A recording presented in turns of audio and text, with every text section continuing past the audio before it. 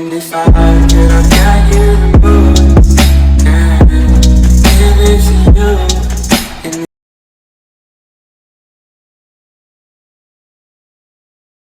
The Art of War by Sun Tzu, translated by Lionel Giles. Part 1. Laying Plans. Sun Tzu said, "The art of war is of vital importance to the state. It is a matter of life and death, a road either to safety or to ruin. Hence it is a subject of inquiry which can on no account be neglected. The art of war, then, is governed by 5 constant factors, to be taken into account in one's deliberations when seeking to determine the conditions obtaining in the field. These are 1. The moral law, 2. Heaven, 3. Earth, 4. The commander, 5. Method and discipline.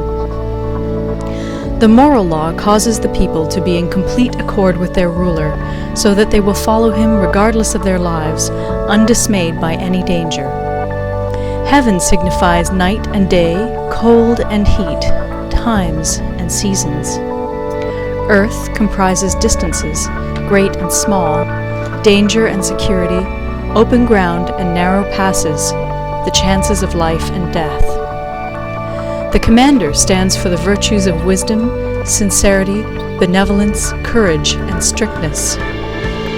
By method and discipline are to be understood the marshalling of the army in its proper subdivisions, the graduations of rank among the officers, the maintenance of roads by which supplies may reach the army, and the control of military expenditure.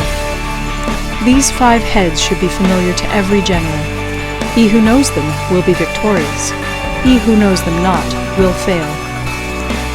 Therefore, in your deliberations, when seeking to determine the military conditions, let them be made the basis of comparison in this wise. 1. Which of the 2 sovereigns is imbued with the moral law? 2. Which of the 2 generals has most ability? 3. With whom lie the advantages derived from heaven and earth? 4. On which side is discipline most rigorously enforced? 5. Which army is stronger?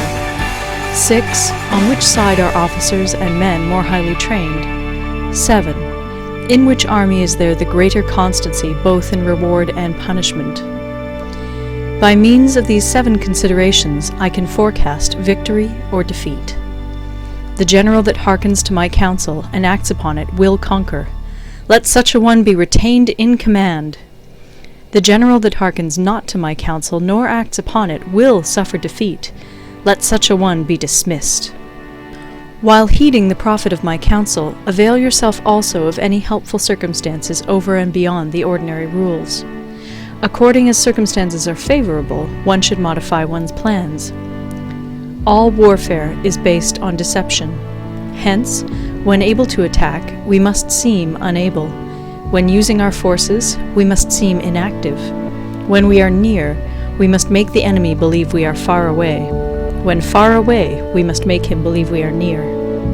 Hold out baits to entice the enemy, feign disorder, and crush him. If he is secure at all points, be prepared for him. If he is in superior strength, evade him. If your opponent is of choleric temper, seek to irritate him.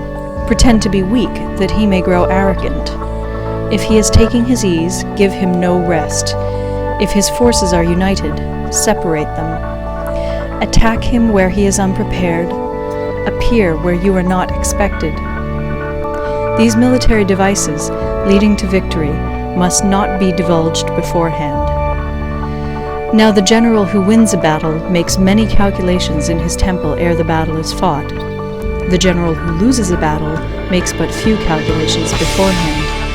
Thus do many calculations lead to victory, and few calculations to defeat. How much more no calculation at all? It is by attention to this point that I can foresee who is likely to win or lose.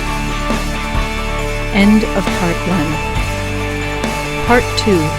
Waging War.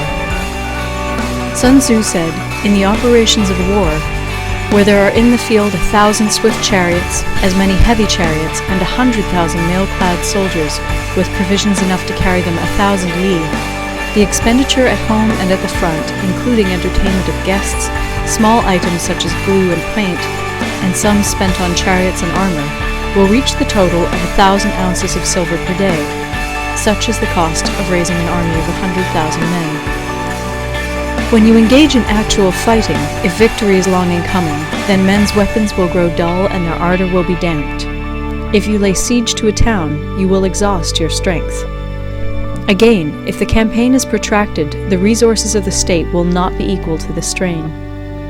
Now, when your weapons are dulled, your ardor damped, your strength exhausted, and your treasure spent, other chieftains will spring up to take advantage of your extremity. Then no man, however wise, will be able to avert the consequences that must ensue.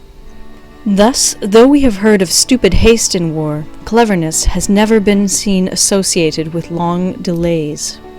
There is no instance of a country having benefited from prolonged warfare. It is only one who is thoroughly acquainted with the evils of war that can thoroughly understand the profitable way of carrying it on. The skillful soldier does not raise a second levy. Neither are his supply wagons loaded more than twice. Bring war material with you from home, but forage on the enemy. Thus the army will have food enough for its needs.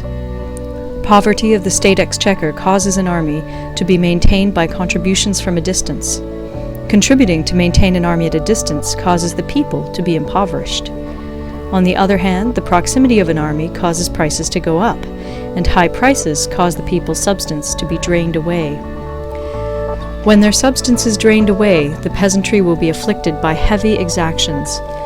With this loss of substance and exhaustion of strength, the homes of the people will be stripped bare, and 3/10 of their income will be dissipated, while government expenses for broken chariots, worn-out horses, breastplates and helmets, bows and arrows, spears and shields, protective mantles, draft oxen, and heavy wagons will amount to 4/10 of its total revenue. Hence, a wise general makes a point of foraging on the enemy. 1 cartload of the enemy's provisions is equivalent to 20 of one's own, and likewise a single picul of his provender is equivalent to 20 from one's own store. Now, in order to kill the enemy, our men must be roused to anger, but there may be advantage from defeating the enemy. They must have their rewards. Therefore, in chariot fighting, when 10 or more chariots have been taken, those should be rewarded who took the first. Our own flags should be substituted for those of the enemy, and their chariots mingled and used in conjunction with ours. The captured soldiers should be kindly treated and kept. This is called using the conquered foe to augment one's own strength. In war, then, let your great object be victory, not lengthy campaigns. Thus it may be known that the leader of armies is the arbiter of the people's fate, the man on whom it depends